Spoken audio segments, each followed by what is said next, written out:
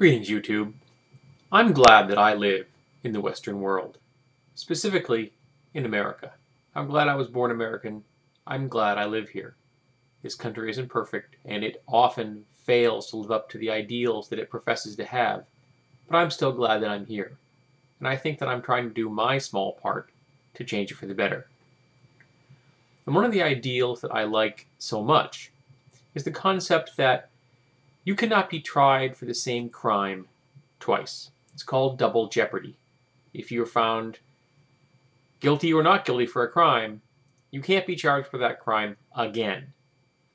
Well, not so fast. Apparently, the Supreme Court really wasn't happy with that concept.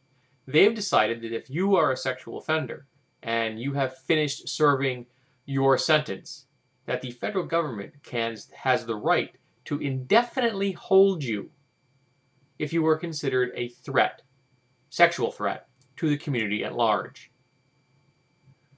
You know, just in case, maybe possibly, you might do something bad in the future. I wasn't aware that 7 of the 9 Supreme Court justices were psychic, but apparently they are, because they can foresee into the future.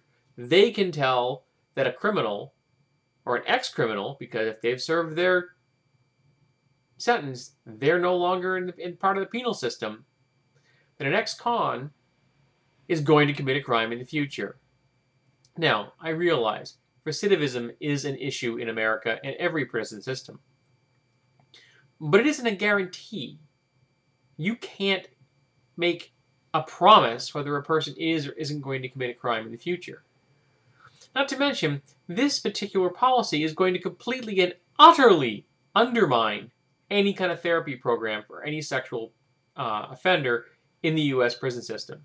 Because what person who is jailed for a sexual predator crime is going to give a crap about seeking a therapist? What does it matter if they work on their issues, if they come to grips for why they committed the crime and they try to better themselves? When the federal government can say, nah, you are staying in prison forever. This is immoral. It's an abomination. It is an utter perversion of our Constitution. The fact that 7 of the 9 justices voted for this is appalling. We used to have freedom in this country. What happened to it? I personally am opposed even to sex registers for sex offenders. Why register someone? We don't register car thieves or extortionists or murderers or arsonists. But if you're a sexual predator or you're charged and found guilty of being a sexual predator, you're on a sex registered list forever.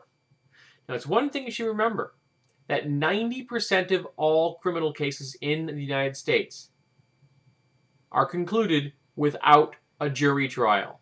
Only 10% are ever actually shown to a jury and people judged by their peers. The rest are all done in backroom deals, where the police and the prosecutors and lame-ass lawyers convince people that maybe, you know, if you just take a plea to this lesser charge, it'll be easier on you.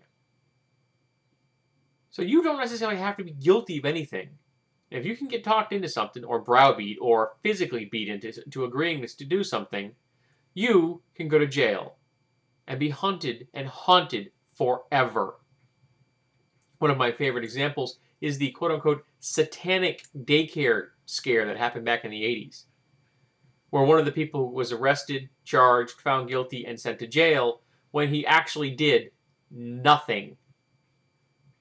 There was a case in the United States of 2 white homeless men raping a woman on a railroad track back in the 1920s.